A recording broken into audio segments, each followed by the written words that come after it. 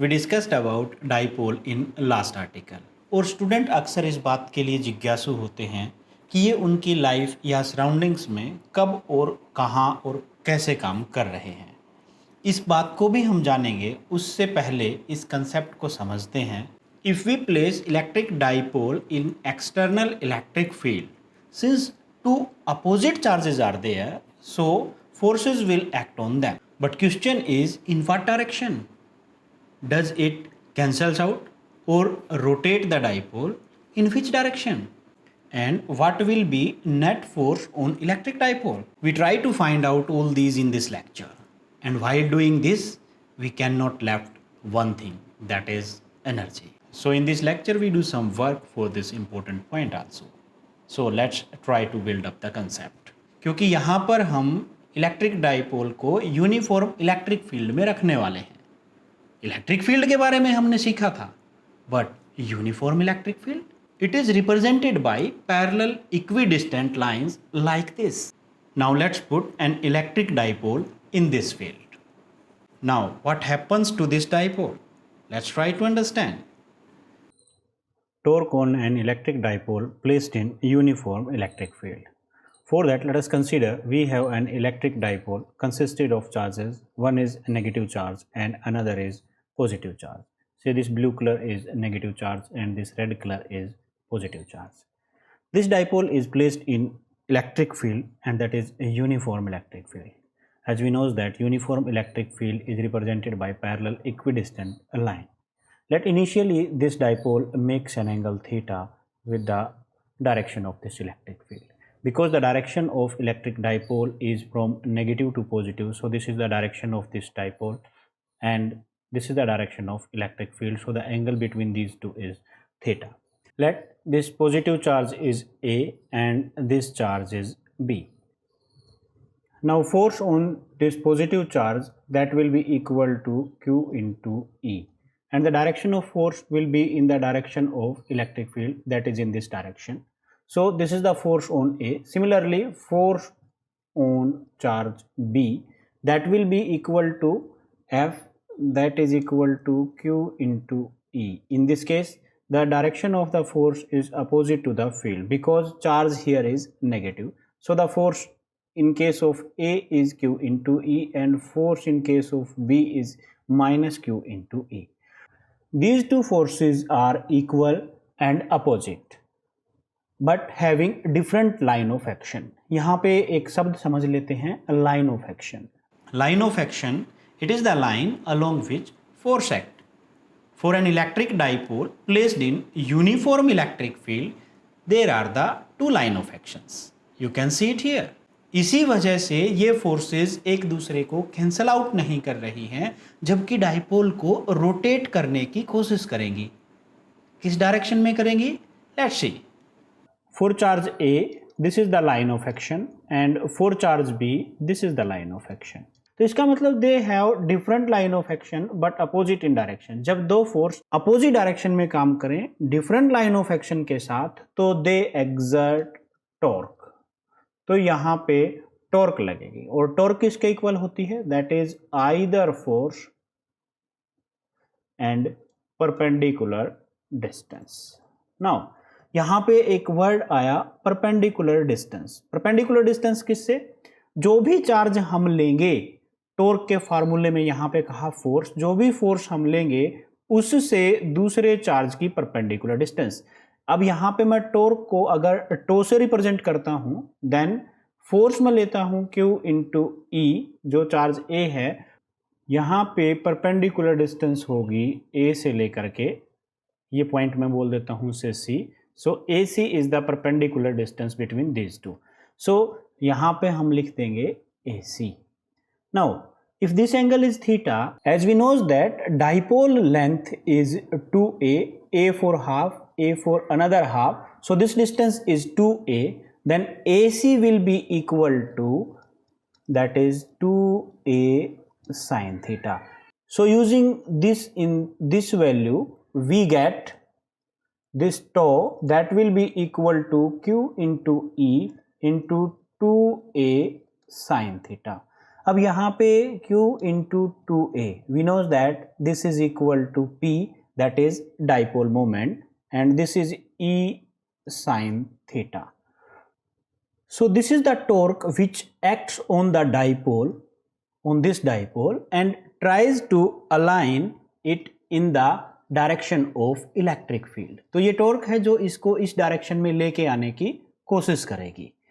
In vector form we can write that this टो vector that will be equal to P vector cross E vector, because sine theta is here, और जहाँ पे sine theta होता है वो cross product होती है, and direction is perpendicular to P and E.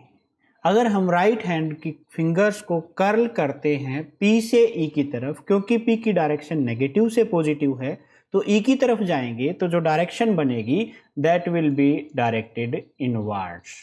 First one, if theta is 0 degree, theta is 0 at present position, this is at 0 degree, means जो angle है ये angle 0 degree. Then from this equation we find that sin 0 is 0, so torque will be 0. No torque will act on this dipole, and we can say this dipole is in stable equilibrium.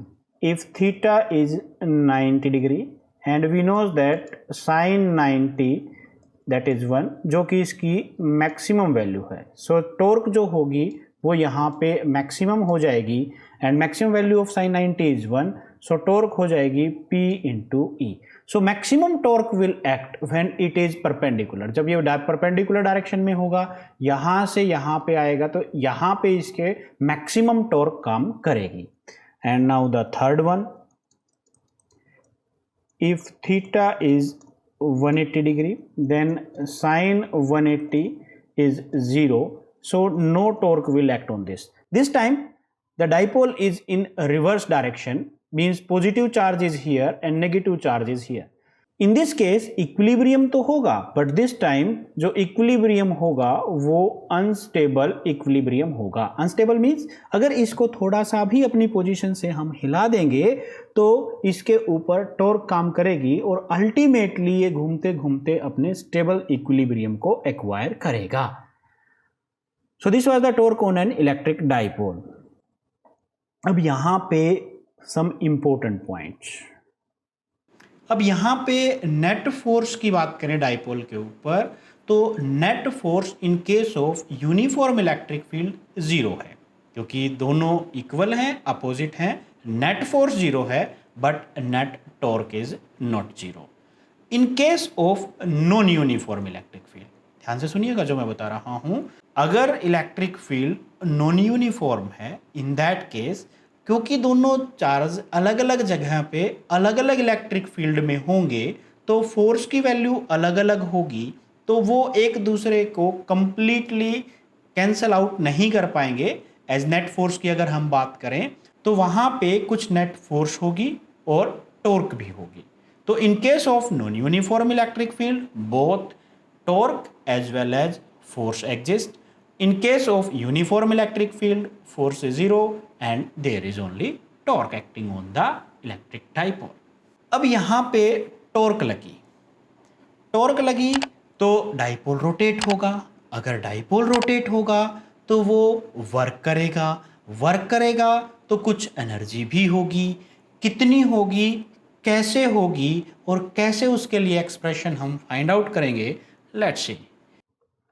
Potential energy of electric dipole in uniform electric field. For that, let us consider this is the dipole with positive and negative charge, and this dipole is placed in uniform electric field, which is represented by parallel equidistant lines as we discussed in previous article.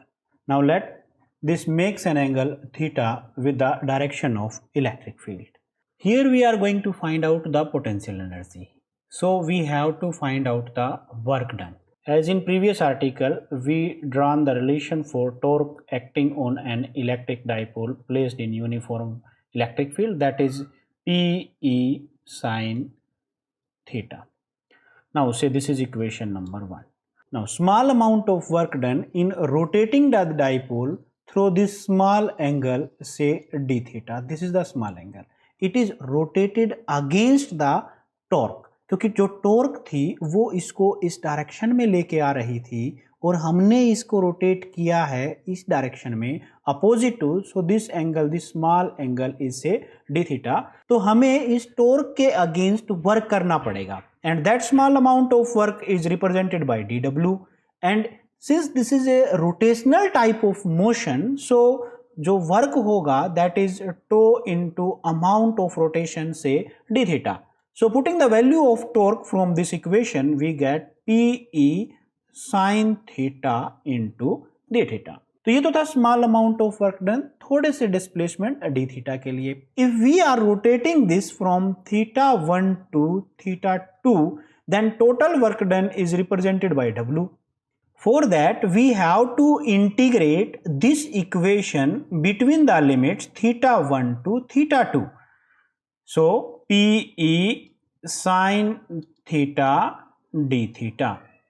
We know that integration of this sin theta is minus cos theta, again theta 1 से लेकर के theta 2 तक.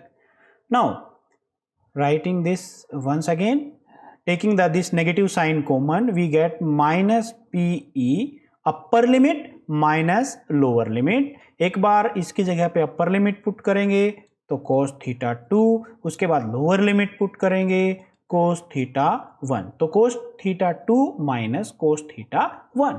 Now this work done will be stored as its potential energy and this potential energy is represented by capital U. So we write the potential energy of this dipole placed in uniform electric field is cos theta 2 minus cos theta 1. So this is the potential energy of an electric dipole placed in uniform electric field.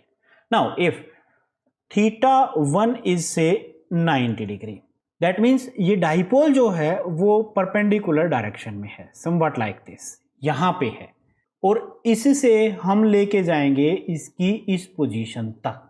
तो कितना work करना पड़ेगा? तो यहाँ पे जो theta 2 था मैंने उसको 90 डिग्री कर दिया है और थीटा 1 जो थीटा था उसको मैंने थीटा 1 कह दिया यहाँ पे. तो in that case theta 2 will be theta. तो जो इक्वेशन चेंज होगी that will become u, this will be equal to minus PE cos theta. So this is the potential energy of an electric dipole placed in uniform electric field. यहाँ पे P vector है, E vector है और जब दो vectors के साथ product करते वक्त कोस आता है, it means dot product is there और डॉट प्रोडक्ट हमें एक स्केलर क्वांटिटी देती है.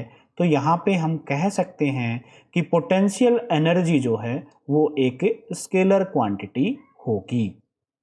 If theta is equal to, in this case I am talking about this case, not in this equation, in this equation, if theta is equal to say 90 degree and we know that cos 90 that is equal to 0, then potential energy will be 0 because cos 90 0, this whole factor will be 0 and thus potential energy will be 0. तो यहाँ पे at this position that is which is perpendicular position, इससे exactly 90 degree के ऊपर है, तो इस position के ऊपर जो पोटेंशियल एनर्जी होगी that will be 0. Now if theta is equal to 0 then cos 0 we knows that 1 in this direction. This time I am talking about this direction, that is in equilibrium or we can say stable equilibrium. In that case potential energy is minus PE. So this is the potential energy when it is in the direction of electric field. So this was about potential energy of an electric dipole placed in uniform electric field. तो यहाँ पे हमने dipole की potential energy calculate की. हमने देखा कि potential energy जब वो परपेंडिकुलर होता है इलेक्ट्रिक फील्ड के लिए तो वहाँ पे 0 होती है and when it is in the direction तो वहाँ पे उसकी नेगेटिव वैल्यू आई.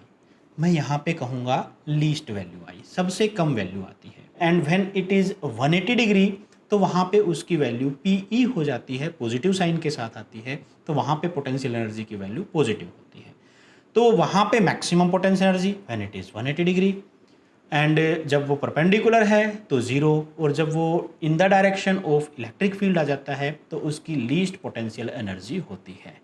तो यहाँ से भी हम इक्विलिब्रियम के कंसेप्ट को समझ सकते हैं। इक्विलिब्रियम वो होता है जहाँ पे लीस्ट पोटेंशियल एनर्जी हो, एंड यहाँ पे हमने देखा least potential energy is in the case when it is in the direction of electric field. तो इस वजह से इसको हम स्टेबल इक्विलिब्रियम भी कह सकते हैं। अब समय है आपकी जिज्ञासा को शांत करने का। स्टार्टिंग में हमने बात की थी कि कुछ ऐसी चीज़ें हैं जहाँ पे हम इसका यूज़ कर सकते हैं, डेली लाइफ में कहाँ यूज़ हो रहे हैं, हमारे सराउंडिंग्स में इस डाइपोल का क्या यूज़ है। तो यहाँ पे एक मैं कॉमन सी चीज़ आपको बताता हूँ जिसका हम डेली लाइफ में यूज़ करते हैं, माइक्रोवेव ओवन। खाना बनाने के लिए हम उसका इस्तेमाल करते हैं। माइक्रोवेव ओवन को समझने के लिए थोड़ा सा मैं यहाँ पे हिंट दे रहा हूँ, उसको ज़्यादा डिटेल्स में हम डिस्कस नहीं करेंगे, सिर्फ उसका कंसेप्ट समझेंगे। उसके अंदर वेरिंग इलेक्ट्रिक फील्ड होता है, और क्योंकि जो खाना हम पका रहे हैं उसके अंदर वाटर मॉलिक्यूल्स हैं। अब वाटर मॉलिक्यूल्स डाइपोल्स हैं और वहाँ पे वेरिंग इलेक्ट्रिक फील्ड है। वेरिंग इलेक्ट्रिक फील्ड होने का मतलब क्या हुआ कि वो इलेक्ट्रिक फील्ड की डायरेक्शन जो है वो कंटिन्यूसली चेंज हो रही है। अभी मैंने बताया था थोड़ी देर पहले कि डाइपोल अपने आप को स्टेबल इक्विलिब्रियम में सेट करने की कोशिश करेगा। अब stable equilibrium in the direction of electric field, since field is varying, तो इसके साथ साथ डाइपोल भी कंटिन्यूसली रोटेट करेगा। कंटिन्यूसली वो रोटेट करेगा उस फील्ड के साथ, तो वो एनर्जी रिलीज करेगा, and energy in the form of heat, that is जो पोटेंशियल एनर्जी है उसकी, that will be converted into heat, और इस तरह से खाना गर्म हो जाता है। तो वहाँ पे यूज़ कर रहे हैं हम अपनी जो डाइपोल वाली टेक्नोलॉजी है उसका। ऐसे ही बहुत सारे एग्जाम्पल्स हर आर्टिकल के साथ लगभग जुड़े हुए होते हैं। आपको भी ये सब सीखना है तो चैनल को सब्सक्राइब कर लें और साथ में जो नोटिफिकेशन आइकन है उसको प्रेस कर दें। उससे होगा क्या, आपके पास नोटिफिकेशन आएगा जैसे ही मैं वीडियो अपलोड करूँगा, और तुरंत आपको नोटिफिकेशन मिल जाएगा, आप उसको देख पाएंगे। और हाँ, साथ के साथ मैं हर वीडियो में बता रहा हूँ कि जब भी आप कोई एजुकेशनल वीडियो देखते हैं, बेस्ट वे यही है, आप कॉपी लीजिए, अपना पेन लीजिए, वीडियो को साथ में देखिए, वीडियो को लगातार मत देखिए, 10 से 15 मिनट मैक्सिमम रखिए, बीच में पॉज कीजिए, जहाँ पे भी आपकी डेफिनेशन कंप्लीट होती है अपने नोट्स प्रिपेयर कीजिए। नोट्स से याद आया मुझे, नोट्स में जो भी मटेरियल यहाँ पे हमने डिस्कस किया है उस सारे का सारा मटेरियल मैं शेयर करता हूँ टेलीग्राम चैनल के ऊपर। उसका लिंक नीचे डिस्क्रिप्शंस में है, वहाँ पे जाके आप टेलीग्राम चैनल पे पहुँच सकते हैं। अगर आप डायरेक्ट टेलीग्राम यूज़ कर रहे हैं अपने फ़ोन के अंदर तो वहाँ पे भौतिक IQ से सर्च कर सकते हैं, वहाँ पे आपको टेलीग्राम मिल जाएगा। उसमें आप सब्सक्राइब कर लें उस टेलीग्राम चैनल को, और नोट्स आपके पास PDF फॉर्म में मिलते रहेंगे। आप उनको प्रिंट करें, लिखें, जैसे भी आप जैसा चाहें काम करते रहें, और सारे नोट्स आपके पास उपलब्ध हो जाएंगे। तो आज के लिए बस इतना ही, बाकी फिर नेक्स्ट लेक्चर में देखते हैं। Thank you very much.